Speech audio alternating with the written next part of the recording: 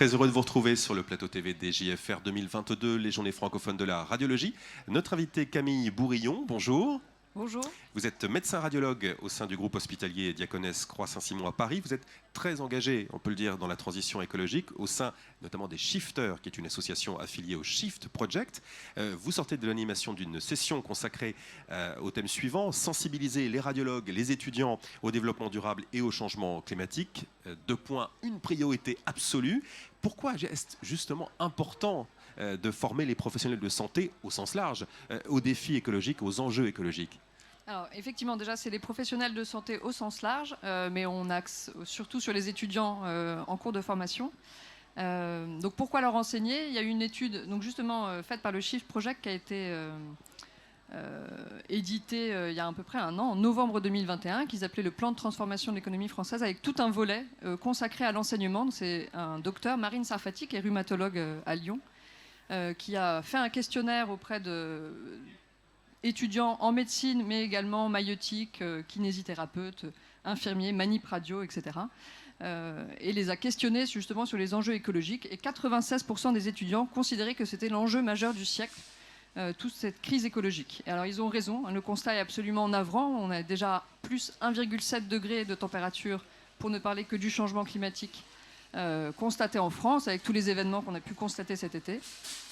Mais il n'y a pas que le changement climatique, il y a toutes les limites planétaires, la pollution, la biodiversité, ce qui compte en médecine, hein, puisque la médecine s'inspire beaucoup de la biodiversité. Les antibiotiques ont été découverts grâce à la nature.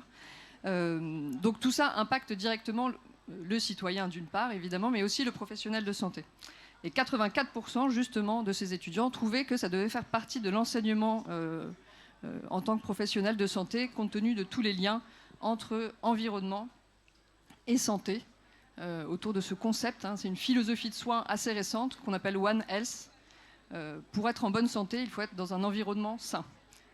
À la fois, la santé a un impact sur l'environnement, hein, c'est une économie comme une autre, mais d'autre part, l'environnement impacte directement la santé des terriens, des humains. Si rien n'est fait, le New England Journal of Medicine dit qu'il y aura 500 000 morts en plus liées à la malnutrition consécutive au changement climatique, aux sécheresses et à la baisse des rendements agricoles, plus 250 000 morts par an d'ici 2030 liées aux événements climatiques extrêmes.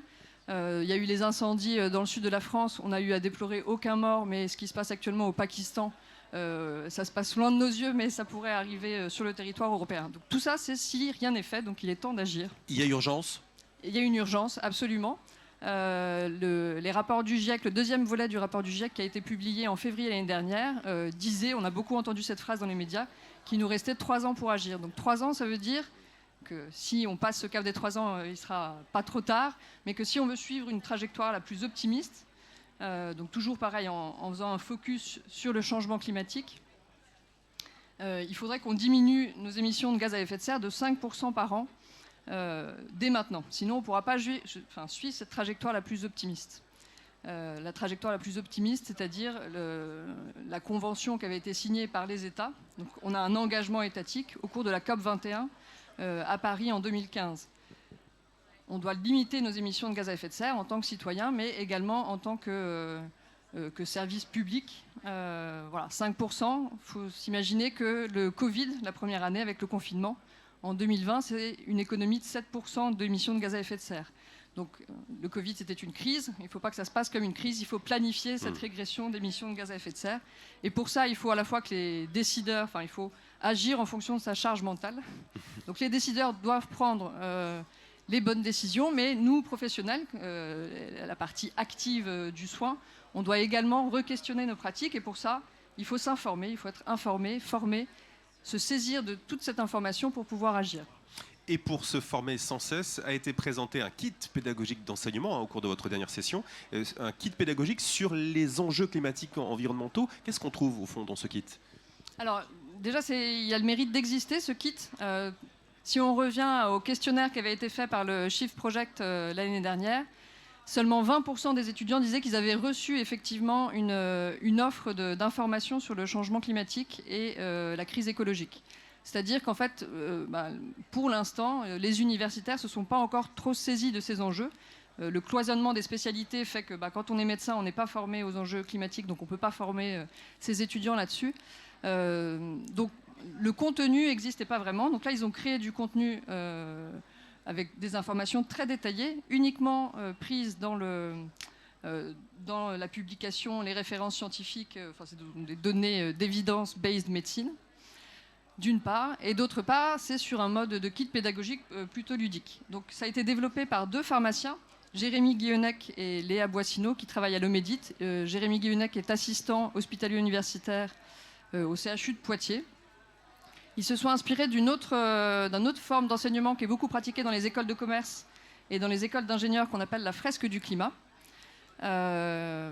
qui associe en fait des informations réelles, robustes, scientifiques, à une activité plus ludique sous la forme de cartes, ce qui permet en fait de se former à la fois par l'expérience, par l'échange, par l'erreur, avec des questionnements et des retours entre un animateur enseignant et les étudiants ou n'importe quel professionnel de santé, puisque ça s'adresse à tout type de population.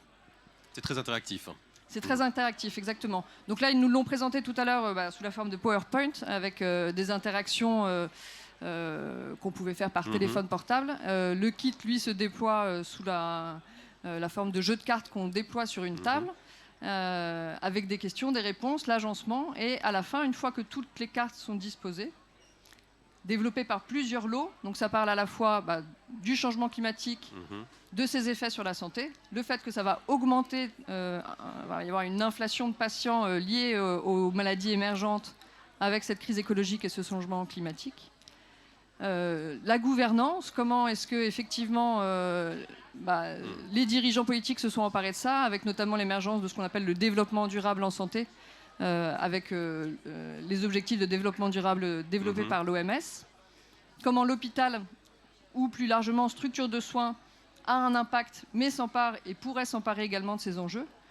Il y a un pôle maternité notamment qui parle plus de santé environnementale, comment nos produits, donc nous en tant que radiologues, ça prend écho avec tout ce qui est actuellement développé, notamment par Douriyat Ben Salem et Alain Luciani autour des produits de contraste, le gadolinium qu'on retrouve dans les coquilles Saint-Jacques dans la rade de Brest, ou les produits de contraste gadolinés qui ne sont pas si stables qu'on l'imaginait, mais qui dans l'eau se transforment en agents dégradés, cytotoxiques et génotoxiques, donc avec un risque de cancer accru. Donc des vraies mises en situation très concrètes. Exactement. Si j'ai bien compris. Exactement. Parfait. Merci beaucoup, Merci Camille Bourillon, d'avoir répondu à nos questions, et à très bientôt sur le plateau TV des JFR 2022. Merci à vous.